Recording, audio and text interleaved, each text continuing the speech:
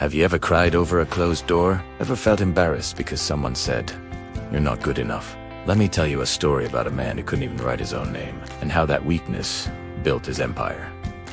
There was once a poor man, no education, no connections, no special skills, just a desperate father trying to feed his family. One day, he saw a job opening at a bus station, cleaner needed for public toilets. Low pay, hard work, no respect. But when you're hungry, pride is a luxury. He applied. He waited nervously during the interview. The employer looked at him and said, "Everything's fine. Just sign here." The man froze. I can't write." Silence filled the room. The employer looked disappointed. "We can't hire you. We need someone who can at least sign a contract." Then, almost out of pity, he handed the man a small bunch of bananas. "Take this for your family." "No job, just bananas." Now imagine that walk home. A grown man, rejected, holding bananas instead of a contract.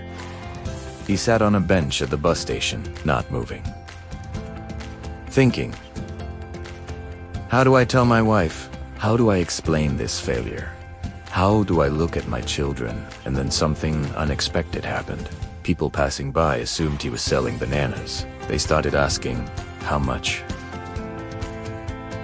Without planning, without intention, without a business plan, he sold every banana. And for the first time that day, he made money. Not a salary, not a job, money. That night he thought deeply, what if I buy more tomorrow? The next day, he bought more fruit, sold them, profit again. Day after day, rain or sun, tired or not, kept going. Small profits became bigger. Bigger became stable. Stable became expansion.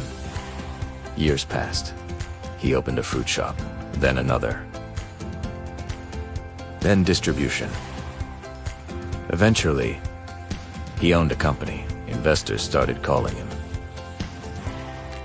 Banks respected him. People who once ignored him now wanted meetings. One day, an investor sat across from him. Impressed.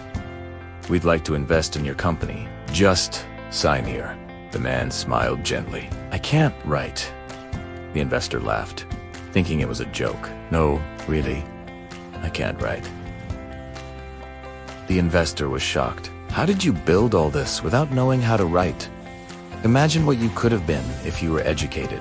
The man paused, thought for a moment, and said, "If I could write, I would be cleaning toilets at the bus station." Let that sink in. The thing that embarrassed him saved him. The rejection that hurt him redirected him. The weakness that disqualified him liberated him. Listen carefully. Sometimes what you call failure is protection. Sometimes what you call rejection is redirection. Sometimes what you cry about today will make you laugh in 10 years. You wanted that job. You didn't get it. You wanted that relationship. It ended. You wanted that opportunity. They chose someone else. Good. Maybe that path was too small for you. Maybe that door was locking you into a life beneath your potential. But here's the part most people miss. The bananas didn't sell themselves. He could have gone home. He could have complained. He could have blamed the employer. He could have cursed his illiteracy, but he didn't. He observed. He acted. He moved. Rejection gave him direction, but action gave him transformation.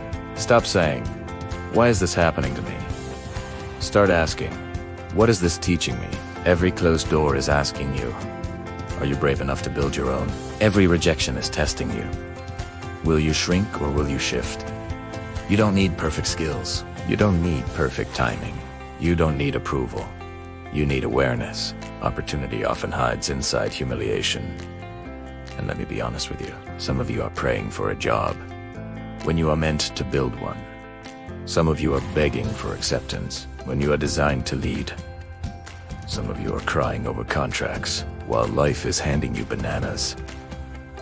The man's power was not education, it was perspective. He didn't see shame, he saw possibility. That is the difference between victims and visionaries. So next time life says no to you, don't collapse. Pause, look around, ask yourself, what bananas am I holding right now? What opportunity am I ignoring because it doesn't look glamorous?